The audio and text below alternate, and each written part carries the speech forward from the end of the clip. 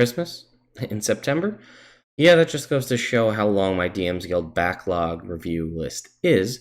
But that being said, if you've ever wanted to play a Suicide Squad style adventure using all of the villains from popular Christmas culture to take down Santa Claus, well, this is the module for you. Stay tuned.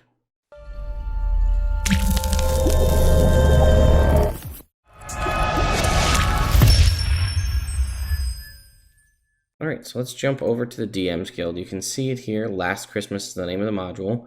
It is $6 to purchase. So as per usual, I will not be going through the entirety of the adventure because I don't want to spoil it for you entirely, and I don't want to discourage you from picking up a copy for yourself. But you can see it does have 6 ratings, 4.5 stars. It's a best silver seller. It was released last year in the beginning of December, and I think it's a pretty good module overall, and we'll take a look at it in a little bit. But yeah, I just wanted to get that out of the way, and let's go ahead and jump. You can see there's a whole bunch of handout options, right? Different things you can get to add to the immersion of your game. A 5e holiday adventure for 3rd level PCs. So again, here in the beginning, we've got stage 1, 2, 3, and the conclusion, and then 3 separate handouts and some maps. So again, basically, it says adventure for 4 to 6 characters of levels 3 to 5.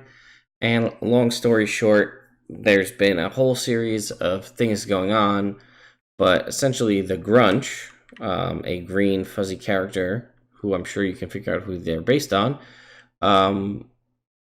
caused some issues by stealing a bunch of letters from Santa Claus, and then essentially Christmas spirit visited the Grinch and told him, hey, listen, you guys got to go take down Santa Claus because he's become corrupted. And let's see. Grinch has assembled a team and go to Santa Claus North Pole Central Complex and destroy Santa's corrupted form. And because the good guys are good, they can't do it, and the bad guys got to take care of it. So let's assemble the team. Who do we have? We have the Grinch. We know who that is. We have Mohawk, the main gremlin from the Gremlins movie, which is amazing. Jack Frost. Now, I think this is not the snowman Jack Frost. This is like the typical kind of Jack Frost. Blue skin, pointy nose. Hans. The Hans Gruber from Die Hard. Scrooge, Ebenezer Scrooge from Charles Dickens' Christmas Story. We have the Angry Elf, brilliantly played by Peter Dinklage. This elf appears in Jon Favreau's same named movie, and he is the Fury. Mr. Potato Sack, which is based heavily on Oogie Boogie from Nightmare Before Christmas. Barry and Harv, the 2 villains from Home Alone. I mean, again, the names are changed a little bit, but again, these are Harry and Marv from Home Alone. And the Easter Bunny. I mean, who wouldn't want to play this adventure? I'm actually going to do my best to slot this into my own kind of game rotation come this holiday season, or this could be a good Mistress of Modules as well. So, instead of inventing a whole lot of special powers, new classes, or species, it's best to adapt to existing classes and match them to the villains they suit best. So, we have some options here. So the Grinch is the Tiefling Bard or half-elf cleric, and then everybody has a special power. So, you can spend inspirations to grant these, and we'll go through this, and then we'll probably skip ahead a little bit because I don't want to, again, read through the entire document. But for the duration of the scene, you gain advantage on all checks when pretending to be Santa Claus as the Grinch. Mohawk is a gnome or halfling barbarian or fighter. Spend a few minutes in a pool of water to spawn D4 fellow gremlins. Use kobolds as the stats. Scrooge is a human wizard. Summon a ghost. It helps you the best it can, but at the end of the encounter, it might attempt to possess you. Jack Frost is a dragonborn ice sorcerer. Can create a 4 by 10 foot squares of difficult icy terrain or cast a wall of ice. Hans Gruber, human fighter or fallen paladin, can cast disguise self to appear as an innocent member of the community. The angry elf is a gnome halfling or dwarf barbarian or monk. Grapevine, ask the DM a yes or no question. They must answer truthfully. Mr. Potato Sack, a half elf warlock or sorcerer. Cheat Fate, reroll one test with advantage. Barry, the human rogue. Cunning, spend a round detailing your plan to other members of your team. Each person who listened gains advantage on the first roll in the next round. Harv, the dwarf rogue, incredible durability. When suffering damage, you suffer only half. And Easter Bunny, a wood elf ranger, double your base speed for 3 rounds. And then there's some information here about how to reskin different monsters to be Christmassy themed. Time limit and using the time clock. It says consider using the time clock. It's symbolizing the time leading up till Christmas. Resting and healing, communications with the spirit of Christmas. Here's our Grinch character. Kind of almost looks like an old man Yoda situation there. A little bit about pacing, clues and secrets. We got some good art here throughout. Here's our map, right, of Santa Claus's North Pole complex. Here's a more detailed inner map showcasing the different areas, the layouts. So, all right, let's skip ahead a little bit. We don't want to read through this entirely. So we're approaching the toy battlefield. I like that there's a section based on how to add in weather, lighting, and the smells and sounds of the battle.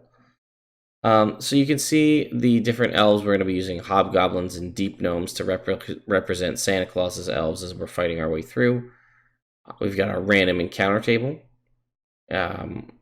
Host of pastel-colored ponies, large plush dog and 2 robot dogs, a swarm of plastic Halloween scares, spiders. It's just very well thought out, and it's a different twist on your typical holiday one-shot, and I like the idea of playing the bad guys.